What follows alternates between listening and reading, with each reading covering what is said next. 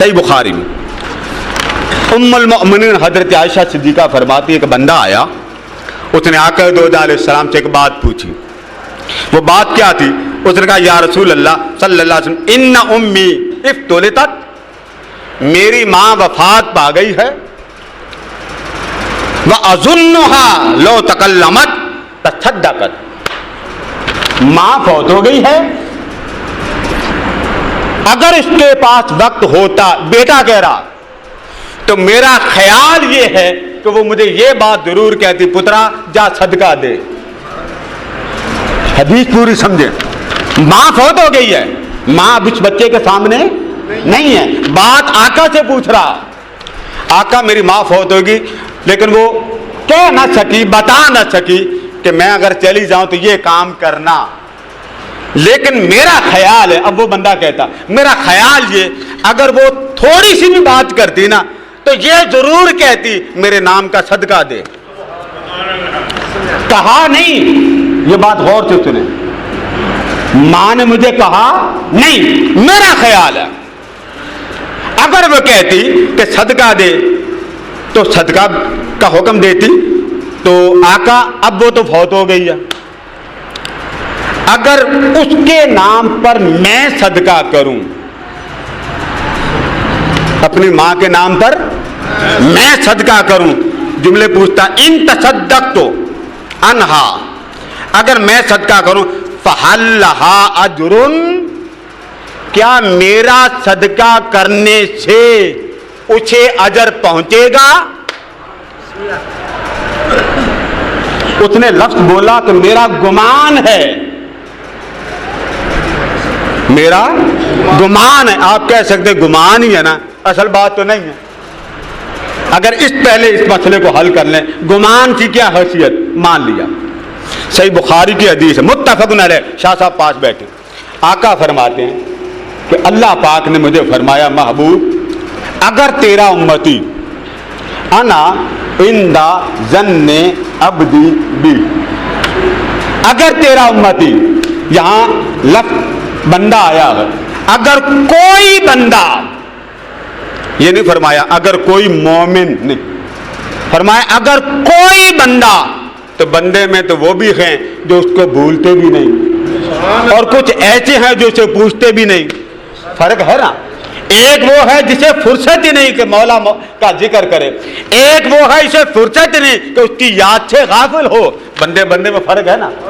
اللہ نے فرمایا حبیب اگر کوئی بندہ میرے بارے میں، اللہ نے فرمایا میرے بارے میں ہو امتی، اگر امتی بھی نہیں، کوئی بندہ میرے بارے میں صرف گمان کر لے.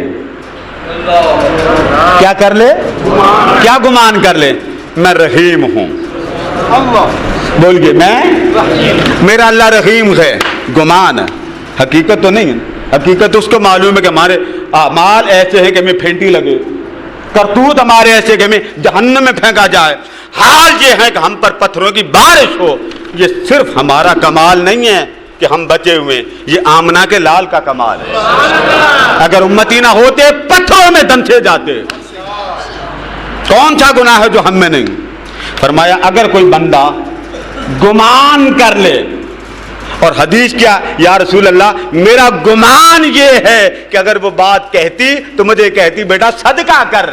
تو سوال یہ پیدا ہوا گمان ہی ہے نا، آپ کے پاس کیا عقیدہ؟ بابا گمان کی بھی بڑی ویلیو. کیسے؟ آقا نے فرمایا اگر میرا امتی فقط اس کی رحمت کا، کرم کا، فضل کا، اس کی عنایات کا صرف گمان کر لے. کیا کر لے؟ صرف گمان کر لے. اب اس حدیث کے ساتھ امام سیوطی کی حدیث ملانا چاہتا ہوں. حضور علیہ السلام کے وصال سے چند دن پہلے حضرت عبداللہ بن مسعود نے فرمایا، شرح الصدور میں پڑھیے، آقا نے فرمایا لوگو میں جاتے جاتے تمہیں ایک بات کہنا چاہتا ہوں اور زندگی بھر اس بات کو پلے باندھ لو. فرمایا جب تک تم زندہ ہو اللہ کی ذات پر ایک ہی گمان کرنا کہ وہ بڑا رحیم ہے. کیا فرمایا؟ وہ بڑا. فرمایا لوگوں قیامت تک، تمہاری قیامت تمہاری موت ہے، موت تک یہ گمان کرنا وہ رحیم ہے. آقا فرماتے ہیں, عبداللہ بن مسعود روایت کرتے ہیں, فرما خدا کی عزت کی قسم جس کے قبضہ قدرت میں میری جان ہے, تمہارے گمان کی یہ حالت ہے, رب تمہارے گمان کی بھی لاج رکھ لیتا. سوچا عمل الٹے, گمان سچا. رب نے کہا, اب حدیث کے الفاظ یہ آتے ہیں, قیامت کے دن جب بندہ اللہ کے سامنے آئے گا, اللہ پہلا سوال اس سے کرے گا, بتا تیرا میرے بارے میں کیا گمان تھا, بتا, اور میرے بارے کی سوچتا تھا. وہ کھڑا ہو کے کہے گا, ایک کوئی سوچیا کہ تم بڑا کریم ہے, کم میرے کریم والے کوئی نہیں. لوٹ مار میں نے تسلی سے مچائی, جی بھر کے چمڑی ادھیڑی, لیکن گمان میرا پھر بھی تھا, لوگ زندہ نہیں رہنے دیتے, وہ مجھے معاف کر دے گا. حدیث کے الفاظ ہیں, کپڑا لگا ہوگا, پردہ ہوگا, بندہ ہوگا یا مولا ہوگا, جب اللہ پوچھے گا بتا تیرا میرے بارے میں گمان کیا تھا, بندہ کہے گا ایک کوئی گمان تھی, تو بڑا کریم, تو بڑا کریم. رب اس کے جملے سنتے ہی اتنا مست ہوگا کہ فرمائے گا, جا بندیا پردے اٹھا دیتا ہوں, جا سامنے تیری جنت تیرا انتظار کر رہی ہے.